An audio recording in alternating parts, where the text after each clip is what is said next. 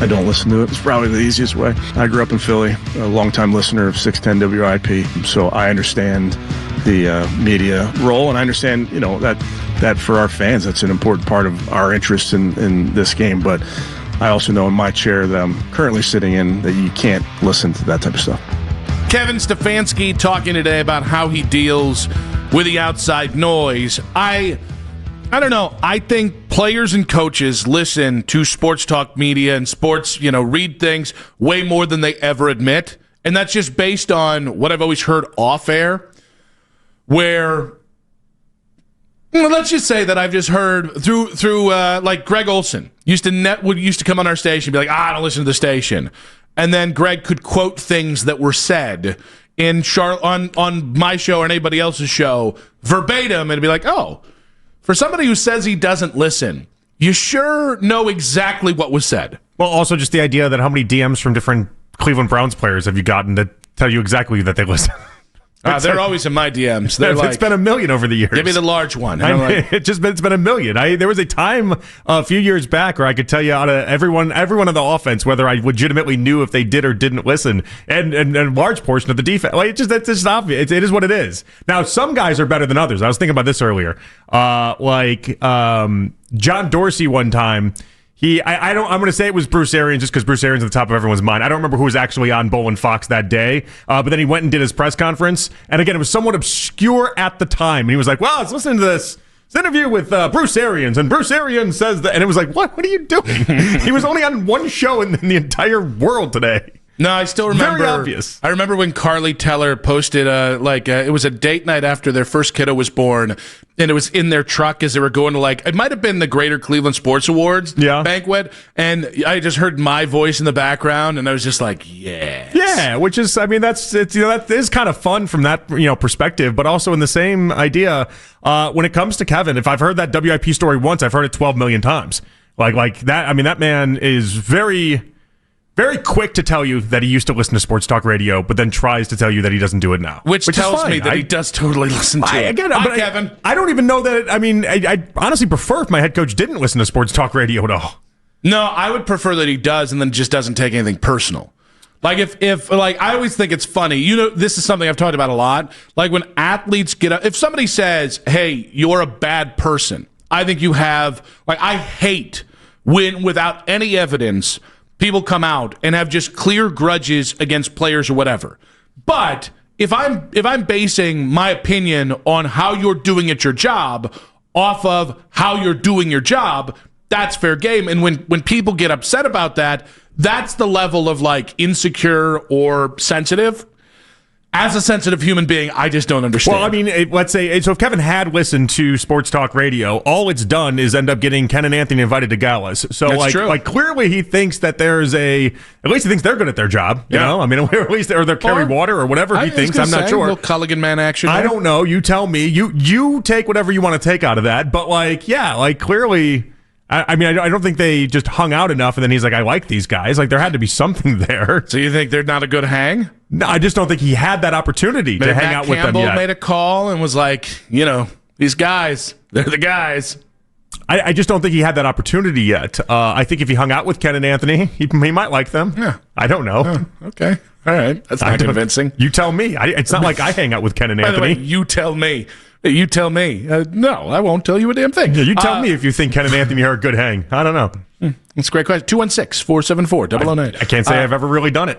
But this does beg the question between his third defense of not using Quinshon Judkins today, this week, which happened today, between the way he reacted to the being surprised with the Flacco trade, making sure to say, well, it's AB's plan, but I trust him. I do think it's fine. I think we're finally to the point to ask the question whether Kevin Stefanski feels the need to defend himself. Because it's starting to come through in press conferences. It'd be really coincidental if he didn't. I think that's what he's feeling right now. And I think why we've seen two of the weirder press conferences from Stefanski in consecutive weeks where he's done things that are abnormal to Kevin Stefanski. I don't think that's an accident. I think this is Stefanski realizing Bert and Ernie aren't married right now. Bert and Ernie are going through a problem, and he's got to try to, in his own words, be able to maybe get out what he wants while also try to save face in the process as well. I mean, listen, we're going to get into this part of this much deeper in the week because it's only Wednesday, and I don't want to exhaust the fuel of the Dolphins game all at once. I think we're in a coach-off on Sunday where Mike McDaniel or Kevin Stefanski, depending on how it looks, could get murked after this game because 1-6 is really hard to come back from. Yeah. And specifically, if you're an offensive head coach and your offense looks caca on Sunday, especially at home, this could be a really uphill battle. So that is, but like all of this is rooted in like why I felt the need to defend Kevin earlier in this week. Because I can understand if Kevin goes, wait. I wasn't the guy that came up with a Deshaun trade. I wasn't the guy that traded Joe Flacco or Greg Newsome in the middle of the week. Like, I'm all for being criticized for my job. That's part of the job. I can understand if Kevin feels right now that the balances are tipped against him instead of Andrew Berry. Well, he's been asked to do what he's always been asked to do here, which is stand in line in the face of fire and in the firing squad and sit there and just take all the bullets that come your way based off of moves that other people make. And they do it in this collaborative setting, and they always say that everyone's involved in everything. But like, and I think that made Stefanski mad. The idea that he didn't want to trade Joe Flacco, but he had to sit up there and tell everyone at the media what his thoughts were with Joe Flacco. And then even with Greg Newsome, I mean, you got Denzel Ward crying in the locker room after a Greg Newsome trade. Like those guys cared about Greg Newsome, and he's an important part of this team. And then who's the one that has to go out there? It's never Andrew Berry. It's never Jimmy Haslam speaks twice a year. That's it. We get him twice a year. That's it. No more, no less. It's been twice a year every year for the previous decade. Like, these guys don't sit there. They don't face the music ever. Mm-hmm. It's always Stefanski. If there's any part of me that feels bad for him, and this is the job, it's what you have to do, it's Stefanski always has to be the one that takes the brunt of it. And that's why he doesn't say anything to anybody, because he knows he's always the one held responsible, and half the time it's not even his own actions that he's held responsible for. Kevin can be a reason why they failed to the degree they failed this year. And over the last, 5 years previous. And Kevin also can be getting disproportionate blame. And similar to what you said, I do sympathize with that. And I also, here's the other angle. And I know we both mentioned this in passing at points. Kevin is being set up to be the fall guy. It is, and they've had a fall guy. And this is, that goes back to Joe Woods. Every year. Baker was a fall guy. Baker, in part, was a fall guy for 2021. Now, he was an easy fall guy. But, yeah, Baker took the brunt of that team not meeting expectations and an impetuous owner and right situation. You never think you're going to be Joe Pesci in Goodfellas. You just never think your time is going to come. He should have known it. You never think that way, though. He was out. He whacked a made man. But that was the point, though, is that even him, he had to think in that moment of like maybe something is actually coming, and then the surprise factor of it all. And if you're Stefanski, kind of feels like at any job, any job anyone's ever had, like you get the vibe whether or not you're about to be fired. You get the vibe whether or not this is going south and this isn't going the right direction.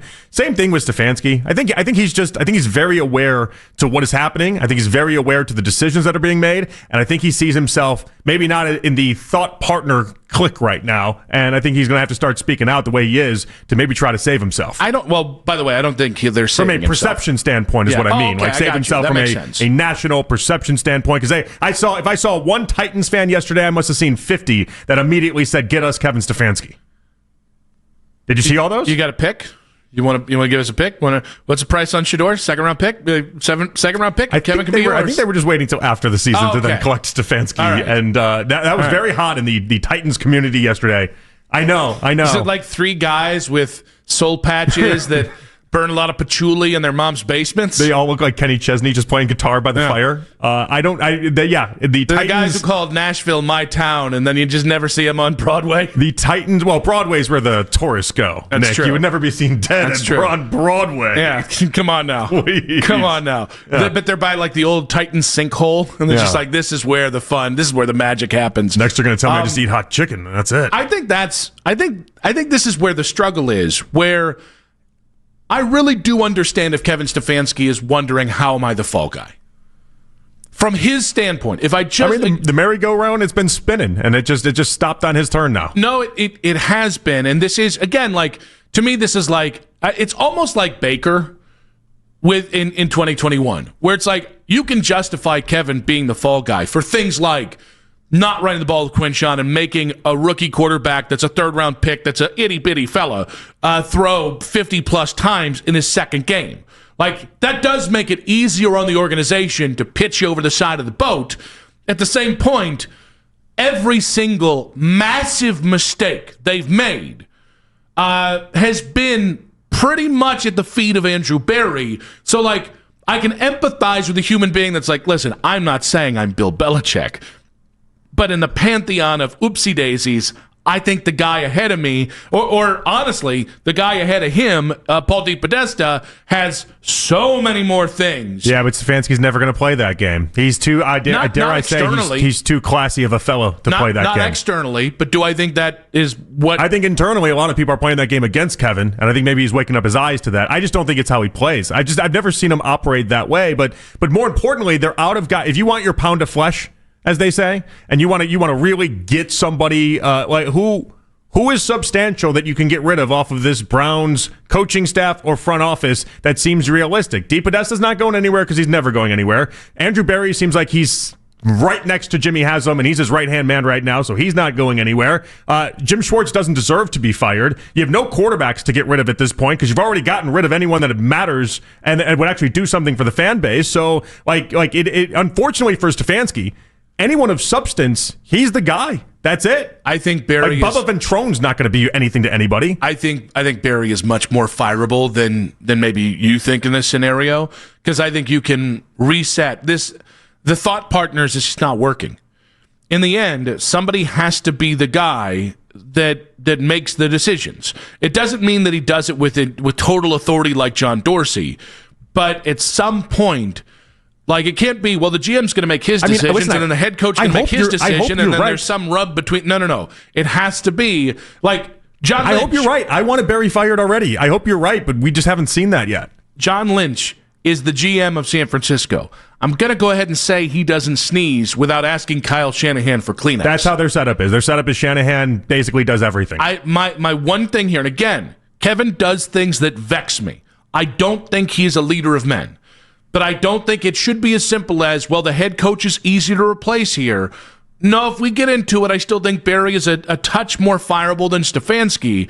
You can find a way to rework a front office around Kevin Stefanski. I think both paths should be open as the rest of the season unveils itself.